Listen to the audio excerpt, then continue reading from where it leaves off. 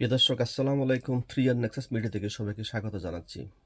বাংলাদেশে একটি common narrative বা কিছু শব্দ আজকে উচ্চারিত হচ্ছে।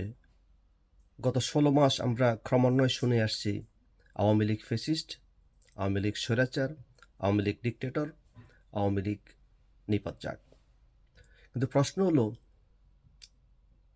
যে ফ্যাসিবাদ বা ফ্যাসিস্ট এর আসল অর্থটা কী এবং প্রকৃত অর্থ বাংলাদেশের কয়জন জুলাই যোদ্ধা বা কয়জন মানুষ জানে ফ্যাসিবাদের উৎপত্তি কোথায় থেকে এবং এই ফ্যাসিবাদ বলতে কী বোঝায়?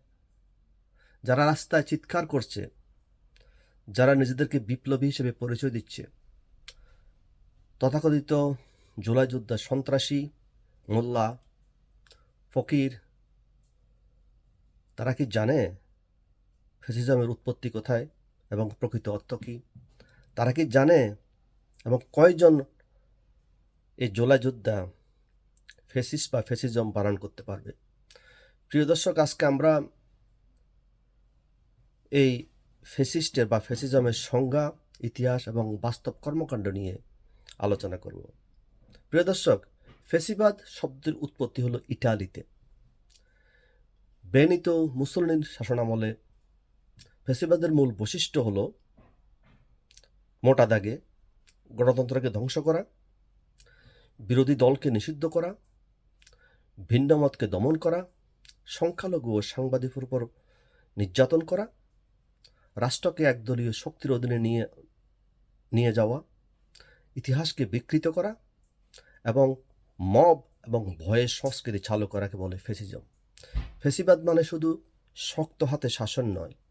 ফ্যাসিবাদ মানে জনগণের কণ্ঠকে রোধ করা, সাংবাদিকের কণ্ঠকে রোধ করা, সব জায়গায় ভয়ের রাজনীতি চালু করা এবং ভিন্ন মতের সবাইকে দমন করা। এখন প্রশ্ন, এই সংজ্ঞার সঙ্গে আওয়ামী লীগের মিল কতখানি, আর যারা আওয়ামী লীগকে ফ্যাসিস্ট বলে তাদের সাথে কতটুকু মিল রয়েছে? প্রিয় দর্শক, গত ১৬ বছর আওয়ামী লীগ কোনো রাজনৈতিক দলকে নিষিদ্ধ করেনি। যদিও জামাতকে নিষিদ্ধ করেছিল, তখন শেষ পর্যায়ে যখন কোটা আন্দোলন নামে সন্ত্রাস, রাষ্ট্রবিরোধী কর্মকাণ্ড পরিচালনা তারা নিয়োজিত হয়েছিল এবং তখন অনেকেই প্রাক্তন প্রধানমন্ত্রীকে আওয়ামী লীগ সরকারকে সমালোচনা করেছিলেন, যখন প্রধানমন্ত্রী বলেছিলেন এই কোটা আন্দোলনের পিছনে জামাত বা ইসলামী উগ্রপন্থীদের প্রচ্ছন্ন সমর্থন রয়েছে এবং তারা জড়িত, এবং সেটা আজকে প্রমাণিত হয়েছে। প্রিয় দর্শক, আমি যেটাই বলেছিলাম যে আওয়ামী লীগ কোনো রাজনৈতিক দলকে নিষিদ্ধ করেনি।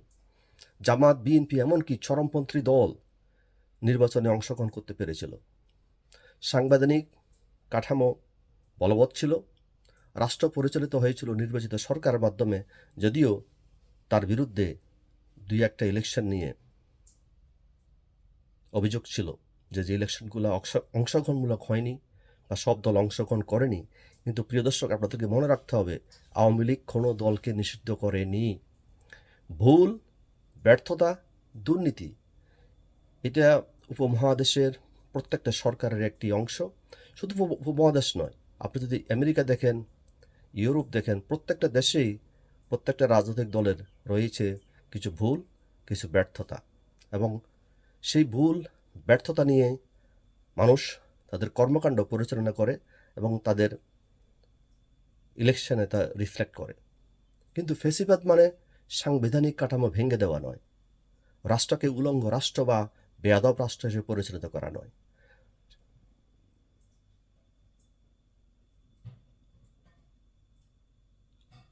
বর্তমানে যে সরকার, যে ইভিল ফোর্স যা করতেছে, সেটা আওয়ামী লীগ কি কখনো করেছে? উত্তর মোটা দাগে না। প্রিয় দর্শক, এখন আসি আসল প্রশ্নে। যারা আওয়ামী লীগকে ফ্যাসিস্ট বলে, তারা কি তাদের নিজের চরিত্রকে দেখেছে? গত ১৬ মাসে ইউনূস সরকারের অধীনে কি দেখেছে বাংলাদেশ? বাংলাদেশ দেখেছে আইনশৃঙ্খলার চরম অবনতি, প্রকাশ্যে খুন, ধর্ষণ, মব ভায়োলেন্স, সংখ্যালঘুদেরকে পুড়িয়ে মারা, নির্যাতন করা, সাংবাদিকদেরকে হয়রানি করা, নির্যাতন করা, তাদেরকে কারাগারে নিক্ষেপ করা, ভিন্ন মতকে দমন করা, সাংস্কৃতিক কর্মকাণ্ডে বাধা দেওয়া।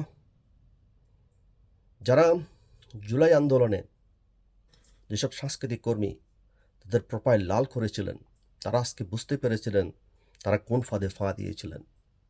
বাংলাদেশে আজকে কোনো সাংস্কৃতিক কর্মকাণ্ড পরিচালিত হতে পারে না। ছায়ানট বলেন, উদীচী বলেন, এবং বাংলাদেশের শিল্পকলা একাডেমি সব কিছু আজকে ধ্বংস করে দেওয়া হয়েছে।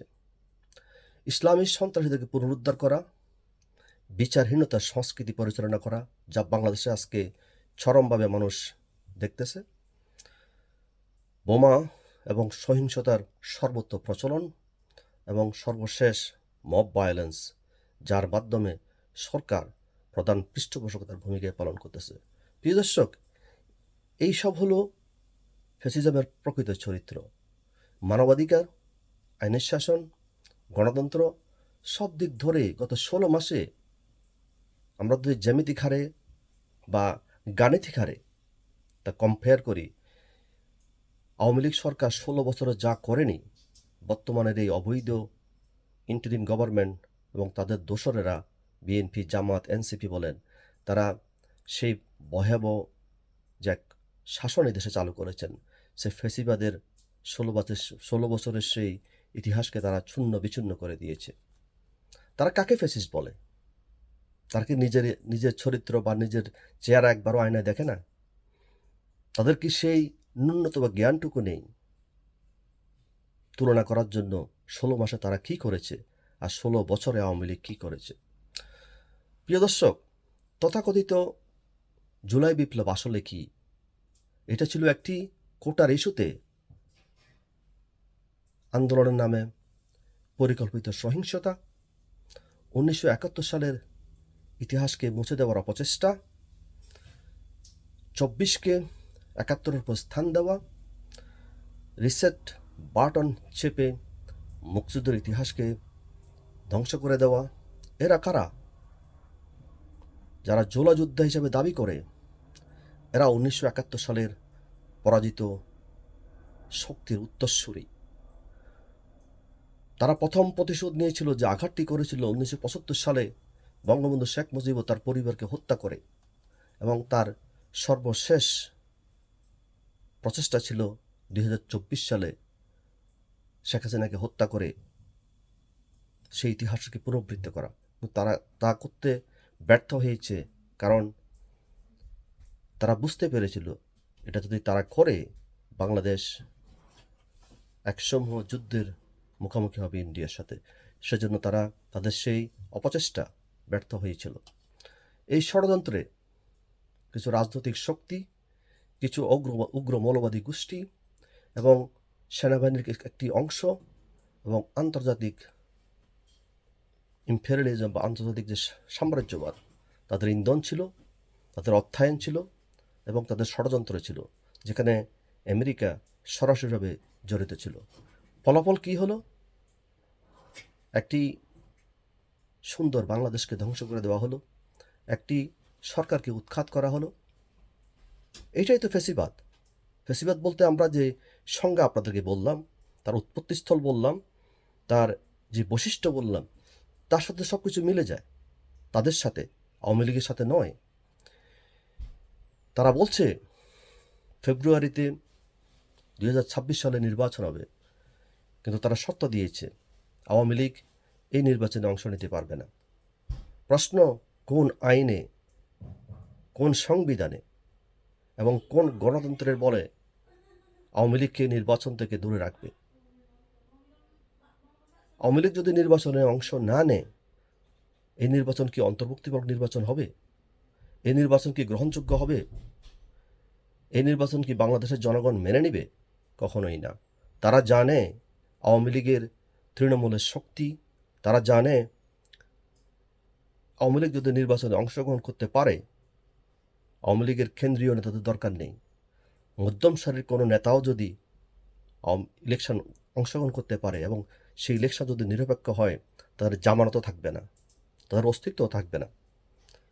এবং সেই শক্তির কথা জেনেই তাদের এই ভয়, তাদের এই কাঁপুনি, সেজন্য তারা আওয়ামী লীগকে নির্বাচনের বাইরে রাখতে চায় এবং এই ভয় থেকে তারা এই নিষেধাজ্ঞা আরোপ করেছে। প্রিয় দর্শক, একবার ভাবুন তো, যদি শেখ হাসিনাকে ফাঁসিতে ঝোলানো হয় বা ফাঁসির আদেশ দেওয়া হয়, তার যে অপরাধটি ছিল যে হত্যাকাণ্ডের জন্য, যদি হত্যাকাণ্ড নিয়ে অনেক সন্দেহ রয়েছে এবং তার নিরপেক্ষতা নিয়ে সন্দেহ রয়েছে, কিন্তু গত 16 মাসে বাংলাদেশে যে এত হত্যাকাণ্ড হয়েছে এবং জুলাই আন্দোলনে 3500 পুলিশকে হত্যা করা হয়েছে এবং সেই হত্যাকারীদেরকে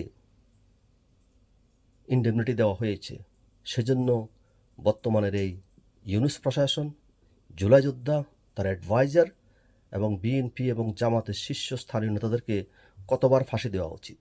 প্রিয় দর্শক, সংজ্ঞা, ইতিহাস, বাস্তবতা যদি আমরা বলি,